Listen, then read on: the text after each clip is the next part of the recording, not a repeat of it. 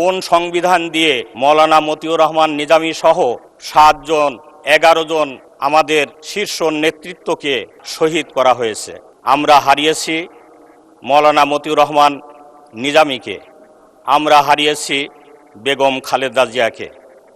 বেগম খালেদা জিয়া তিনবারের সফল প্রধানমন্ত্রী, তাকে সংবিধানের আজকে কথা বলা হচ্ছে, আবেগের কথা বলা হচ্ছে। আমরা বলতে চাই, কোন সংবিধান দিয়ে বেগম খালেদা জিয়াকে কারাগারের অন্তরালে নিয়ে আসা হয়েছিল? কোন সংবিধান দিয়ে মৌলানা মতিউর রহমান নিজামী সহ 7 জন 11 জন আমাদের শীর্ষ নেতৃত্বকে আপনার শহীদ করা হয়েছে? মাননীয় স্পিকার, এসব ইতিহাস আমাদের জানা আছে। 17 বছর আমরা সকলেই এই ফ্যাসিস্ট সরকারকে বিদায় করার জন্য কাঁধে কাঁধ মিলে কাজ করেছিলাম। আজকে সেভাবেই বলতে চাই যে আজকে যে সংস্কারের কথা বলা হচ্ছে এবং সংবিধানের সংশোধনের কথা বলা হচ্ছে, আমাদের সন্তানরা গত 24 জুলাই 36 জুলাই আন্দোলনে জীবন দিয়েছে। অনেক মা তার সন্তানকে হারিয়েছে, অনেক বোন বিধবা হয়েছে, অনেক পিতা তার সন্তানকে হারিয়ে আজকেও আহাজারি করছে।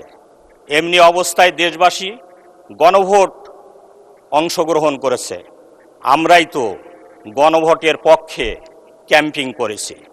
আজকের মাননীয় প্রধানমন্ত্রী নিজেও গণভোটের পক্ষে ক্যাম্পিং করেছেন। আমাদের যারা এখানে সংসদে আসার সুযোগ পেয়েছি তারা সকলেই এই গণভোটের ক্যাম্পিংয়ে আমরা অংশগ্রহণ করেছিলাম। দেশবাসী প্রত্যাশা করে গণভোটকে আইনে পরিণত করবার জন্য, সংস্কার আইনে পরিণত করবার জন্য। কিন্তু আজকে আমরা অনেকেরই দেখছি, বলতে শুনছি যে সংস্কারের প্রয়োজন নেই। আমাদের মাননীয় প্রধানমন্ত্রী, স্বরাষ্ট্রমন্ত্রী জুলাই যোদ্ধাদের সম্পর্কে কথা বলতে গিয়ে আমি এই কথা বলতে চাই, যদি জুলাই অনুষ্ঠিত না হতো তাহলে আমরা এই মহান সংসদে আসার সুযোগ পেতাম না। জুলাই অনুষ্ঠিত না হলে আজকের প্রধানমন্ত্রী দেশে ফিরতে পারতেন না।